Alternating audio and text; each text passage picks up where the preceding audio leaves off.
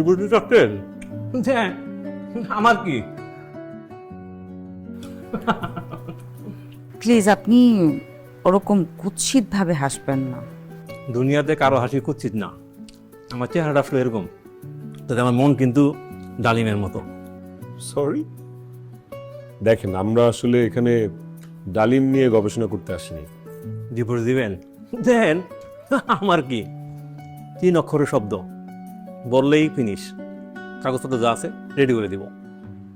আপনি কি আমাদের সাথে ফাজলামি করছেন? উকিলের কাজ কি ফাইজলামি করা? আপনারা আসছেন ডিভোর্স দিতে, হয়ে যাবে। তবে আপনাদের দুজনে দেখা মনটা বড়ই আনন্দিত লাগতেছে। স্বামী স্ত্রী দুজন আসছেন ডিভোর্স দিতে, কোনো হাউকাউ নাই, মারামারি নাই, চিল্লাচিল্লি নাই। আপনাদের কাজ হয়ে যাবে, আমি সব করে দিব। এটা কিন্তু একটা বিরল ঘটনা। আপনারা কি সত্যি ডিভোর্স দিবেন? দেখুন, আমরা দুইজনই শিক্ষিত পরিবারের, সম্ভ্রান্ত পরিবারের। আমরা বাসা থেকে সিদ্ধান্ত নিয়ে এসেছি মিউচুয়ালি যে আমরা আলাদা থাকবো। রাখেন রাখেন রাখেন, আলাদা থাকবেন মানে? একটু আগেই তো বলেন ডিভোর্স দিবেন। আলাদা থাকবো মানে একেবারেই আলাদা, মিন্স সম্পর্ক শেষ, রাইট? এখনকার দিনের সম্পর্কগুলো বড় আজব। এটাকেই বলে সম্পর্ক, ছেড়ে গেলেও মায়া থেকে যায়। বসেন বসেন, আরে বসেন না, বসেন বসেন।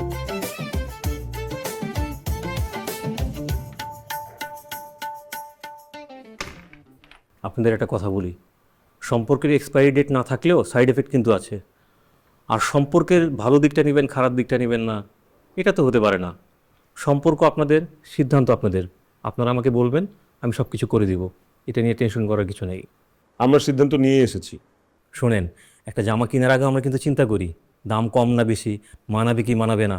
আবার কেনার পরেও কিন্তু চিন্তা করি, জিতলাম না ঠকলাম। অথচ দেখেন, আমাদের জীবনের কাছের মানুষের ব্যাপারে আমরা কতটা উদাস।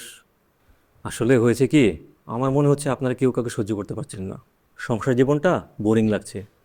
মনে হচ্ছে এখান থেকে মুক্তি পেলেই স্বাধীন, সুখ আর সুখ। আসলে কি তাই? কি বলতে চাচ্ছেন আপনি? মনে করেন আপনাদের ডিভোর্স হয়ে গেছে। ডিভোর্স পরবর্তী সময় নিয়ে কিছুদিন ভাবুন। চাইলে এই ব্যাপারে আমার হেল্প নিতে পারেন। আমার পরিচিত একজন সাইকিয়াট্রিস্ট আছেন, উনি দুনিয়ার সব কমন রোগের চিকিৎসক।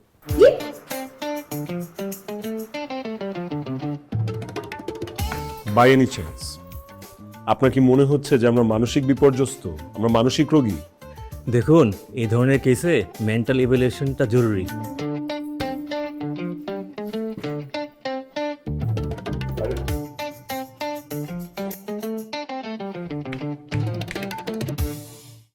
হাজব্যান্ডের সাপোর্ট থাকলে না, যে কোনো ঝামেলা হোক, ঝগড়াঝাটি হোক, ইনফ্যাক্ট আমাকে যদি একটা বকাও দেয়, গায়ে লাগে না। আমি বুঝতে পারি যে ওর জব, ওর ক্যারিয়ার, ওর বন্ধুদের আড্ডা নিয়ে অনেক ব্যস্ত, মহা ব্যস্ত, যে আমাকে সময় দেওয়ার সময়টা তো দূরের কথা, সংসারের প্রতি সে অনেক উদাসীন। দায়িত্ব কি জিনিস সেটা সে ভুলে গেছে। He doesn't know what is responsibility. এসব বিষয়ে তার সাথে খোলামেলা কথা বল। কথা বলার চেষ্টা করেছি, কিন্তু কথা বলতে গেলেই তো আমাদের ঝগড়া শুরু হয়ে যায়। আর ঝগড়া করতে করতে একটা পর্যায়ে গিয়ে আমার মনে হয় যে আমি হার মানি, আমি সরি বলি। আমি তারপর রেগে আছি, অভিমান করেছি নাকি কষ্ট পাচ্ছি, তাতে রোহানের কিচ্ছু যায় আসে না। আনবদার্ড। একটা মানুষ এত তাড়াতাড়ি কিভাবে বদলে যায়? আমারও বোধহয় সমস্যা, আমার বুঝতে কোথায় ভুল হচ্ছে। আমার আমার প্রতি না ওর যে অবহেলা, এইটা আমি মেনে নিতে পারছি না। কিভাবে একটা সম্পর্কে আমি এভাবে কন্টিনিউ করব? কতদিন টেনে নিব বল? প্রিয়জনের অবহেলাটা এমনই। তাও বলবো, যা করবি চিন্তা ভাবনা করে করবি। লয়ারের মতো তোর কি মনে হচ্ছে যে আমি ডিপ্রেশন থেকে এই সিদ্ধান্তটা নিয়েছি? আরে না, তা মনে হবে কেন? আমি না সেই রোহানকে খুঁজি, যে রোহানকে পাওয়ার পর আমার মনে হয়েছিল জীবনে আর আমার কিছু লাগবে না, কিন্তু হারিয়ে ফেলেছি সে রোহানকে। সেই রোহানকে খুঁজতে খুঁজতে আমি এখন খুব ক্লান্ত।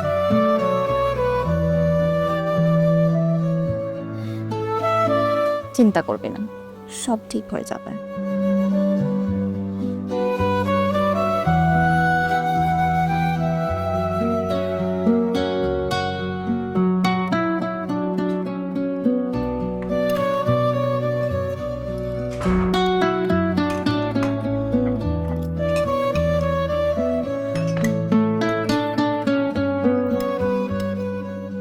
কিরে, দাঁড়িয়ে দাঁড়িয়ে নাস্তা করবি নাকি? বসে নাস্তা কর। তাড়াহুড়া করে খাবার খেলে রিজিক নষ্ট হয়। মা, কর্পোরেট সেক্টরে চাকরি করা আর রাস্তার ধারে সবজি বিক্রি করা একই কথা, বুঝছো? অন্তত ঘরের বউটা তো আর যায় না। তাই আমি প্ল্যান করেছি, যতদিন রিজিক কমতে কমতে সবজি বিক্রেতা না হয়ে যাব, ততদিন পর্যন্ত আমি দাঁড়িয়ে দাঁড়িয়ে খাবো। পৃথিবীতে কেউ কারোর জন্য অপরিহার্য না। মল্লিক বাড়ির ছেলে হয়ে তুই পথে পথে সবজি বিক্রি করবি, ওই দিন দেখার আগে আল্লাহ যেন আমাকে উপরে তুলে নিয়ে যায়। একটা মানুষ হাফ এন আওয়ার লেট করেছে, সেজন্য সে তাড়াহুড়ো করে দাঁড়িয়ে নাস্তা করছে। সেখানে কোন কথাকে টেনে এনে ঘরের বউকে কথা শোনানো হচ্ছে আমি তো বুঝতে পারলাম না। তার টাইম ম্যানেজমেন্টের ঝামেলা আছে, সে দাঁড়িয়ে নাস্তা করবে। মানে এখানে কোথা থেকে কোথায় আমার উপরে সবকিছু আসে, এখানে তো আমি সম্পৃক্ত না কোথাও। অ্যাবসার্ড কথাবার্তা সব এই বাসায়, ভালো লাগে না। আমার ছেলে কোনো ভুল কথা বলেনি। মা, বাদ দাও না প্লিজ, শি ইজ রাইট। আমার এভাবে কথা বলা ঠিক হয়নি। বাই দ্য ওয়ে, ডিভোর্সে কিন্তু আমরা দুজন মিউচুয়ালি নিচ্ছি। নিজের মত মতো বিয়ে করেছিস, এখন ডিভোর্সটাও করছিস নিজের সিদ্ধান্তে। আমি কে? আমি কে? কিন্তু আমার বাড়িতে থাকতে হলে আমার কথা মতো চলতে হবে। মল্লিক বাড়িতে কোনো রকম অশান্তি করা চলবে না। যদি অশান্তি করতে হয় বাড়ির বাইরে গিয়ে করবে। যা ইচ্ছা তাই কর। ওয়েট, সরি, তোমার বাড়ি মানে? এটা আমার বাবার বাড়ি, আর বাবার অবর্তমানে আমি এই বাড়ির সব। আমার বাবা এই জমিটা দিয়েছিল বলে তোর বাবা এত সুন্দর বাড়িটা বানাতে পেরেছে। কিন্তু বাবাকে তো এই জমিটা এমনি এমনিতে ফ্রি দেওয়া হয়নি, তোমাকে বিয়ে করার বিনিময়ে বাবাকে জমিটা গিফট করা হয়েছিল। বাবাকে গিফট করা হয়েছিল মানে? আমাকে বিয়ে করার বিনিময়ে? হ্যাঁ, মানে কি আমাকে যৌতুক দিয়ে বিয়ে দিয়েছিল? হ্যাঁ, যৌতুক বলো আর গিফট বলো, তোমাকে বিয়ে না করলে তো বাবা এই জমিটা পেতো না, রাইট? এই জমিটা আমার প্রাপ্য, আমার হক। সেই জন্যই আমার বাবা জীবিত অবস্থায় আমাকে এই জমিটা দিয়ে গিয়েছিল। তোমরা মেয়েরা অনেক লাকি, তোমাদের অনেক অ্যাডভান্টেজ। বাবার কাছে হক, স্বামীর কাছে অধিকার, ভাই থাকলে আবদার, তাই না? আর আমরা ছেলেরা হচ্ছি। এনিওয়েজ, আমার তো দেরি হয়ে যাচ্ছে মা, আমি আসি তাহলে। হ্যাঁ, বাই, পরে কথা হবে। Bye bye bye bye. দেখো কতগুলো কথা শুনিয়ে গেল, এটাই আমার কপাল। মা না একটু খিটখিটে মেজাজের হয়ে গেছে, মনটা আগের মতো নরমই আছে, বাট স্টিল মুখে যা আসে তাই বলে ফেলে। ফাইজ আবার এই বিষয়টা নিতে পারে না। ডিভোর্সের সিদ্ধান্ত কি তুই নিয়েছিলি? আমি কাম অন ম্যান, বিয়ের পর পুরুষ মানুষের জীবনে কোনো স্বাধীনতা থাকে না। আমি অবশ্য ডিভোর্স চাইনি, সিদ্ধান্তটা তারই। আমিও চিন্তা করলাম যে একসাথে থেকে অসুখী হওয়ার চেয়ে আলাদা হয়ে ভালো থাকাটাই বেটার। বিষয়টা এমন হলো কেন? ফাইজ আসলে চায় আমার সমস্ত অ্যাটেনশন ওর দিকে থাকুক, সব মনোযোগ আমি ওকেই দিই। 9টা-5টা অফিস শেষ করে এসে ওকে স্পেশালি টাইম দেওয়া, প্রপার টেক কেয়ার করা, ওর আত্মীয় স্বজনদের খোঁজ খবর নেওয়া। লুক ম্যান, আমি এগুলো চেষ্টাও করেছি, বাট হয়ে ওঠেনি।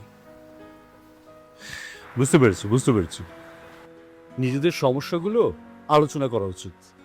ডিভোর্স কোনো সমাধান হতে পারে না। আই নো ডিভোর্স কোনো সমাধান না, বাট স্টিল এটাও কোনো জীবন না। লুক, আলোচনা করে না সমস্যা সমাধান হয়, সংসার হয় না।